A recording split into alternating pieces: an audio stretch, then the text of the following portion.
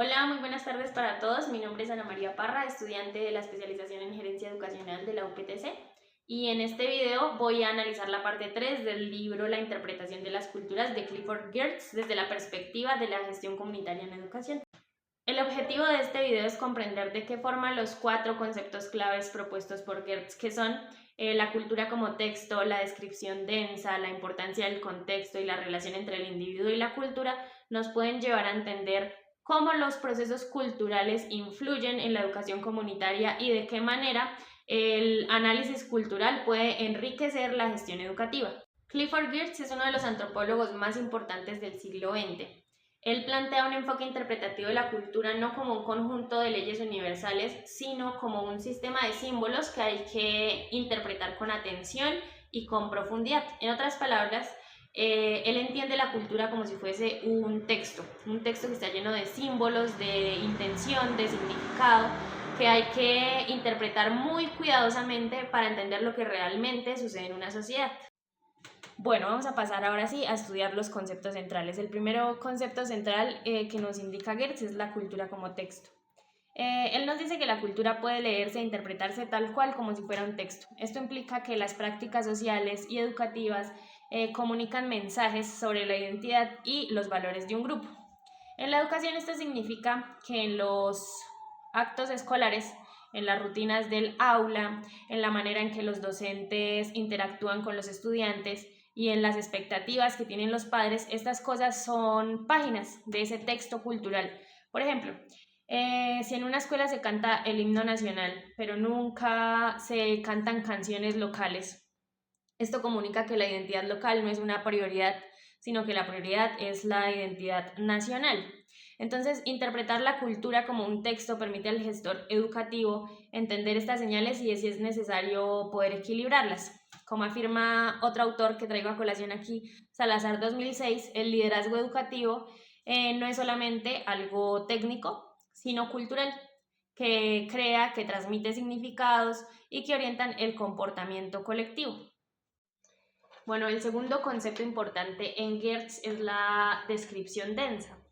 Él nos plantea que para comprender una cultura es necesario profundizar, ver más allá de lo que se ve sobre la superficie. Para entender una cultura nosotros tenemos que profundizar en cada uno de los significados que las personas le atribuyen a ciertas acciones. La descripción densa en la escuela implicaría analizar las dinámicas de clase, implicaría conversar con los estudiantes, implicaría analizar de qué manera aprenden, de qué manera interpretan lo que aprenden, cómo se sienten haciendo parte de una institución. Un ejemplo de esto podría ser el interpretar un silencio en clase. Un silencio en clase tiene que ser estudiado porque puede significar muchas cosas. Puede significar, dependiendo del contexto, timidez, puede significar desinterés, puede significar respeto, puede significar concentración, puede significar miedo incluso. Entonces no es un asunto menor y cambia, dependiendo del contexto, el significado de ese silencio. Quiero mencionar a Huitrago, Narváez y Escobar 2022. Ellos hicieron un estudio de gestión comunitaria en educación en colegios distritales de Santa Marta, Colombia, en los que ellos querían hacer procesos de inclusión escolar. ¿Por qué traigo a colación estos autores? Porque ellos en su estudio recalcan la importancia que tiene hacer un análisis sobre las prácticas educativas de cada colegio y sobre la cultura en cada colegio y en cada localidad. Y esto es muy importante para garantizar éxito en el diseño y en la implementación de estrategias educativas para que el gestor comunitario y en educación tenga éxito en sus proyectos. El tercer concepto importante para Geertz es la importancia del contexto. Ninguna práctica o gesto cultural puede ser entendida fuera del entorno que le da sentido. Es decir, que todo programa educativo tiene que ser planeado desde y para la comunidad en la que va a ser aplicada. Como gestores comunitarios educativos, no podemos diseñar políticas o estrategias e implementarlas de la misma forma en una escuela rural indígena que en una escuela urbana sin hacer unas debidas adaptaciones. Esto lo respalda Martínez 2011 cuando dice que la cultura debe ser un factor importante en el currículo porque si no se hace una debida interpretación cultural, los estudiantes no van a sentir reflejada o a verse representados en lo que se les está enseñando.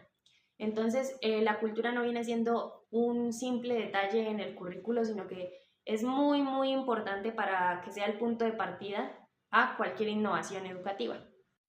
El cuarto concepto importante en Geertz es la relación entre el individuo y la cultura. El autor señala que nosotros los individuos estamos moldeados por una cultura, pero que también somos capaces de transformarla. Esto en gestión comunitaria y en educación es importante porque nos recuerda que los padres de familia, los docentes, los estudiantes no son actores pasivos, sino que son sujetos de cultura que con sus prácticas diarias son capaces de transformar esa cultura. Aquí yo quisiera apoyarme de Bonilla 2016, que menciona que la cultura y en especial la religión son fuentes de conflicto, pero también de reconciliación. Hago un ejemplo. En un colegio, un estudiante puede reproducir prejuicios propios de su religión o de su contexto cultural, pero también puede transformarlos y ser fuente de reconciliación si dentro del plantel educativo se propician espacios de diálogo o de educación para la paz. Entonces, esa cultura está siendo transformada. Por eso es importante que la gestión educativa promueva esta interacción crítica, donde los individuos participen activamente en la construcción de una cultura escolar. Ahora vamos a ver cómo poner en práctica estos conceptos que acabamos de ver. El primero era la cultura como texto. Esto nos invita a leer la escuela de manera muy crítica y vuelvo al primer ejemplo que mencioné, en la escuela en la cual se canta el himno nacional pero nunca se cantan canciones locales. Entonces aquí el gestor o el líder educativo hizo un análisis juicioso sobre qué valores se estaban transmitiendo y cuáles se estaban silenciando y se dio cuenta que tal vez la cultura local no estaba siendo suficientemente bien representada. Él puede tomar acciones para mitigar esta situación, para darle un buen manejo. Una de esas acciones puede ser implementar el canto de canciones locales que representen la cultura local, o implementar expresiones artísticas propias, o empezar a hacer celebraciones comunitarias. Segundo, la descripción densa podría ser utilizado como un método de diagnóstico. Si quisiéramos estudiar un colegio, no sería suficiente con ver las asistencias o las inasistencias, o con medir el colegio por sus resultados en pruebas específicas, sino que habría que estudiar múltiples factores más allá de eso, como las interacciones en el colegio, como el sentir de los estudiantes, su aprendizaje, los maestros, etc. Por ejemplo, un colegio cita a padres de familia a reuniones de padres de familia y los padres no asisten. Esto podría ser un reflejo de desinterés, pero puede ser que no lo sea. Puede ser que hay una barrera de comunicación entre el colegio y los padres de familia. Hay problemas en la información de esta reunión y tal vez por eso no llegan. O tal vez los horarios en los que se están planteando las reuniones son inadecuados. O tal vez los temas que se plantean en las reuniones no son atractivos para ellos. Hay que estudiar todo un contexto de fondo.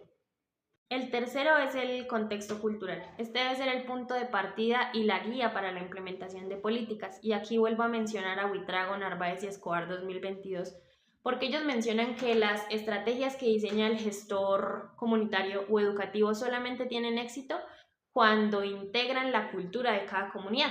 Esto implica reconocer la diversidad no como un problema que hay que resolver, sino como una riqueza que es necesario integrar.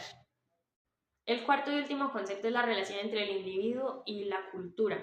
Esto nos recuerda que la escuela no cambia a la comunidad sola, sino a través del diálogo, que los profesores, los estudiantes, los padres de familia son actores activos y que si a estos actores activos se les da voz, son capaces de transformar la escuela desde adentro. Vuelvo a mencionar a Salazar 2006, que explica el término liderazgo transformacional y lo explica como aquel que busca cambios no desde la imposición, sino desde la construcción compartida de una visión común. En conclusión, Geertz nos invita a entender la educación comunitaria como un proceso cultural cargado de significados. Si utilizamos estos 4 conceptos claves en Geertz, podemos tener procesos educativos más inclusivos, más pertinentes y más transformadores. Al reforzar las ideas de Gertz con autores como los que mencioné, Salazar, Bonilla, Buitrago, Martínez, etc., nos damos cuenta que la gestión comunitaria en educación no es algo que se quede únicamente en lo técnico o en lo administrativo, sino que son prácticas también sociales, étnicas, culturales, que deben promover la búsqueda de la identidad, la convivencia y la inclusión.